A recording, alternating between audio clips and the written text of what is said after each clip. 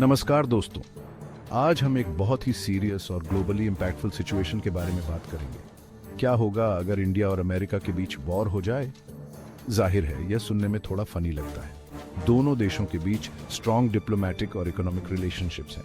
लेकिन दोस्तों याद रखें, ऐसी ही फनी चीजों पर मैं वीडियोस बनाता हूं और समटाइम्स सबसे इम्पॉसिबल सिचुएशंस के बारे में सोचना ही समझदारी होती है। तो चलिए इस इमेजिनरी लेकिन इंपॉर्टेंट टॉपिक के बारे में सोचते हैं और उन इंपॉर्टेंट एरियाज को कंपेयर करते हैं जो इस हाइपोथेटिकल वॉर का रिजल्ट डिसाइड कर सकते हैं।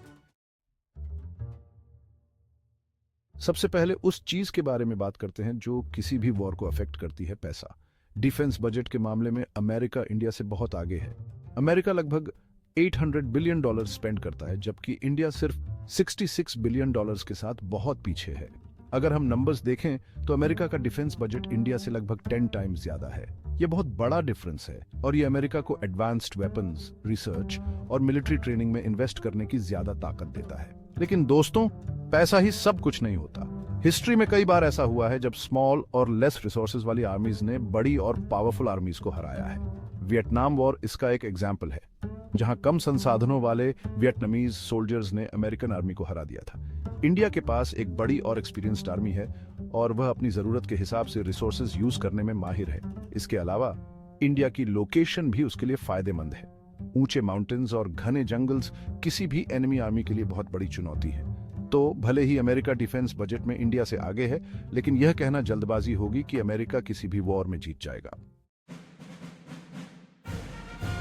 चलिए अब नंबर्स के खेल पर नजर डालते हैं, खास तौर पर उन लोगों पर जो वर्दी पहनते हैं और युद्ध लड़ते हैं। इंडिया और अमेरिका दोनों के पास लगभग 14 लाख एक्टिव सोल्जर्स हैं।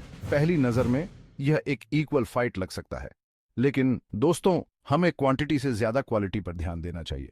और जब ट्रेनिंग, टेक्नोलॉजी और एक्सपीरियंस की बात आती है तो अमेरिकन आर्मी इंडियन आर्मी से आगे है। अमेरिका अपने सोल्जर्स को लेटेस्ट वेपन्स और टेक्नोलॉजी से लैस करता है और उन्हें दुनिया भर में अलग अलग सिचुएशंस में ट्रेन किया जाता है। दूसरी तरफ इंडियन आर्मी ज्यादातर अपनी बॉर्डर्स की रक्षा करने और टेररिज्म से लड़ने में एक्सपीरियंस्ड है। हालांकि यह ध्यान रखना जरूरी है कि इंडियन आर्मी भी तेजी से मॉडर्नाइज हो रही है और वह नई टेक्नोलॉजीज और स्ट्रैटेजीज अपना रही है। इसके अलावा इंडियन सोल्जर्स का जोश और देशभक्ति उन्हें एक खतरनाक ओपोनेंट बनाते हैं। तो भले ही अमेरिका के पास ज्यादा ट्रेन्ड और वेल इक्विप्ड आर्मी है, लेकिन इंडियन आर्मी को कम नहीं आंका जा सकता।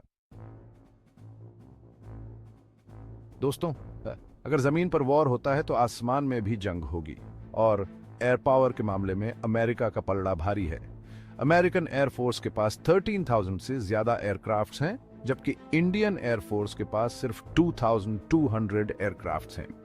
यह अंतर बहुत बड़ा है और यह अमेरिका को एयर सुपीरियोरिटी हासिल करने में मदद कर सकता है। अमेरिका के पास F-35 और F-22 जैसे 5th जनरेशन फाइटर जेट्स हैं, जो दुनिया के सबसे एडवांस्ड एयरक्राफ्ट्स में से एक हैं। दूसरी ओर इंडिया अपने पुराने MiG और सुखोई एयरक्राफ्ट्स पर निर्भर है। हालांकि वह राफाले जैसे नए एयरक्राफ्ट्स को भी शामिल कर रहा है। लेकिन दोस्तों, सिर्फ एयरक्राफ्ट्स की संख्या ही मायने नहीं रखती। पायलट्स का स्किल, स्ट्रेटजी और टेक्नोलॉजी भी बहुत इंपॉर्टेंट रोल प्ले करते हैं। इंडियन एयरफोर्स के पायलट्स अपने स्किल्स और ब्रेवरी के लिए जाने जाते हैं और उन्होंने पास्ट में पाकिस्तान जैसे देशों के खिलाफ अपनी काबिलियत साबित की है। इसके अलावा इंडिया अपनी एयर डिफेंस सिस्टम्स को भी मजबूत कर रहा है, जिसमें S-400 मिसाइल सिस्टम भी शामिल है। यह सिस्टम एनिमी के एयरक्राफ्ट्स और मिसाइल्स को डिस्ट्रॉय करने में सक्षम है और यह इंडिया को एयर अटैक्स से बचा सकता है। तो भले ही अमेरिका एयर पावर के मामले में इंडिया से आगे है, लेकिन इंडियन एयरफोर्स को कम आंकना सही नहीं होगा। चैप्टर 4। दोस्तों, अगर जमीन और आसमान में जंग छिड़ती है तो समुद्र भी अछूते नहीं रहेंगे और नेवल पावर के मामले में अमेरिका फिर से आगे है। अमेरिकन नेवी के पास 490 शिप्स हैं, जबकि इंडियन नेवी के पास सिर्फ 150 शिप्स हैं।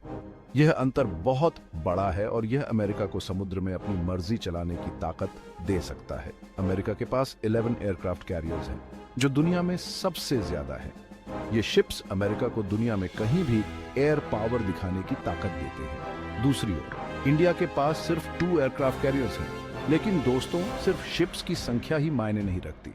नेवल स्ट्रैटेजी, टेक्नोलॉजी और लॉजिस्टिक्स भी इंपॉर्टेंट रोल्स प्ले करते हैं। इंडियन नेवी हिंद महासागर में अपनी मजबूत प्रेजेंस के लिए जानी जाती है और उसने पास्ट में पाकिस्तान जैसे देशों के खिलाफ अपनी ताकत दिखाई है।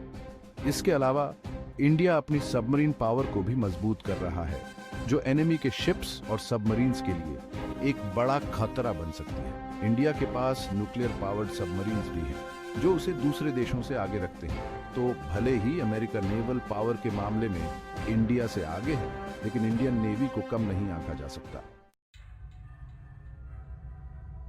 चैप्टर 5, परमाणु शक्ति, एक भयानक संतुलन। दोस्तों, अब हम एक ऐसे मुद्दे पर आते हैं जो किसी भी वॉर को बहुत खतरनाक बना सकता है, न्यूक्लियर वेपन्स। इंडिया और अमेरिका दोनों के पास न्यूक्लियर वेपन्स हैं और दोनों देशों ने पास्ट में न्यूक्लियर टेस्ट्स किए हैं। अमेरिका के पास दुनिया का सबसे बड़ा और पावरफुल न्यूक्लियर आर्सेनल है, जिसमें 5000 से ज्यादा न्यूक्लियर वेपन्स हैं। दूसरी ओर इंडिया के पास लगभग 150 न्यूक्लियर वेपन्स हैं। यह अंतर बहुत बड़ा है, लेकिन दोस्तों, ये याद रखना जरूरी है कि न्यूक्लियर वॉर में कोई नहीं जीतता। परमाणु हथियारों का यूज पूरी दुनिया में तबाही लाएगा और यह पूरी मानव सभ्यता के लिए एक बहुत बड़ा खतरा होगा। इसलिए यह उम्मीद की जाती है कि इंडिया और अमेरिका दोनों ही देश इस बात को समझते हैं कि न्यूक्लियर वेपन्स का यूज करना कितना खतरनाक होगा। हालांकि अगर दोनों देशों के बीच टेंशन बढ़ता है तो न्यूक्लियर वेपन्स के यूज की संभावना को नकारा नहीं जा सकता। इसलिए यह जरूरी है कि दोनों देश आपस में बातचीत करें और डिप्लोमेसी को बढ़ावा दें और किसी भी तरह की गलतफहमी या गलत अनुमान से बचें, जो कि एक न्यूक्लियर क्राइसिस पैदा कर सकते हैं।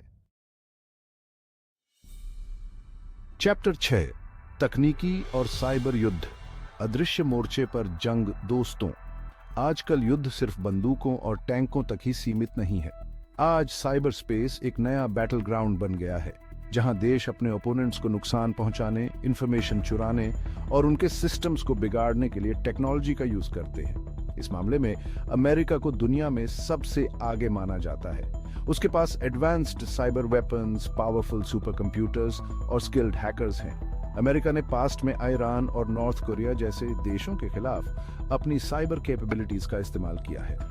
हालांकि इंडिया भी इस फील्ड में तेजी से आगे भी रच रहा है। इंडिया के पास एक बड़ा और टैलेंटेड आईटी सेक्टर है और वह साइबर सिक्योरिटी और साइबर वॉरफेयर में बहुत इन्वेस्ट कर रहा है। इंडिया ने हाल ही में पाकिस्तान के साथ साइबर अटैक्स में भी हिस्सा लिया है। किसी भी वॉर में साइबर अटैक्स एक बड़ा रोल प्ले कर सकते हैं। दोनों देश एक दूसरे के इंफ्रास्ट्रक्चर, फाइनेंशियल सिस्टम्स और मिलिट्री नेटवर्क्स को टारगेट कर सकते हैं। इसलिए यह जरूरी है कि दोनों देश अपनी साइबर सिक्योरिटी को मजबूत करें और साइबर स्पेस में रिस्पॉन्सिबली काम करने के लिए रूल्स पर एग्री हों। चैप्टर 7, मित्र देशों का समर्थन। अकेला चना भाड़ नहीं फोड़ सकता दोस्तों। कोई भी देश, चाहे वह कितना भी पावरफुल क्यों ना हो, अकेले वॉर नहीं जीत सकता। किसी भी वॉर में एलाइज का सपोर्ट बहुत इंपॉर्टेंट होता है। इस मामले में अमेरिका का पलड़ा भारी है। अमेरिका के पास दुनिया भर में मिलिट्री अलायंसेस और पार्टनरशिप्स का एक बड़ा नेटवर्क है। वह नेटो का मेंबर है, जिसमें यूरोप और नॉर्थ अमेरिका के 30 कंट्रीज शामिल हैं।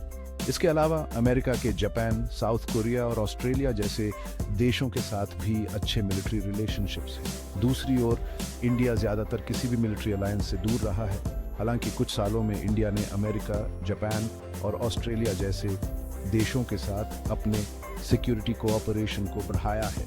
इंडिया रशिया का एक इंपॉर्टेंट डिफेंस पार्टनर भी है और वह फ्रांस और इजराइल जैसे देशों से भी वेपन्स खरीदता है। किसी भी वॉर में एलाइज का सपोर्ट बहुत इंपॉर्टेंट हो सकता है। अगर अमेरिका और इंडिया के बीच वॉर होता है तो यह देखना दिलचस्प होगा कि कौन से देश किसका साथ देते हैं।